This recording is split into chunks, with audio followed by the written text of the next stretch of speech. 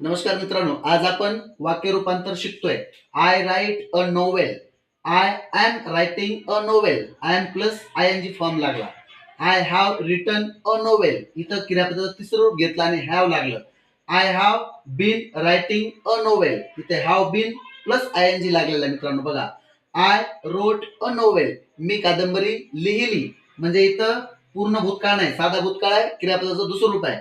I was writing a novel, was plus I N G आलेला आहे म्हणून इथं चालू भूतकाळ झाला.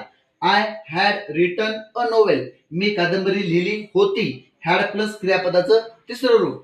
त्यानंतर I had been writing a novel, म्हणजे इथे had plus been plus verb plus I N G आलेला आहे म्हणून हे चालू पूर्ण भूतकाळाचं वाक्य आहे. अशाच प्रकारची भविष्यकाळाची पण वाक्य होतात, ते मी तोंडी तुम्हाला म्हणून दाखवतो. I will write a novel,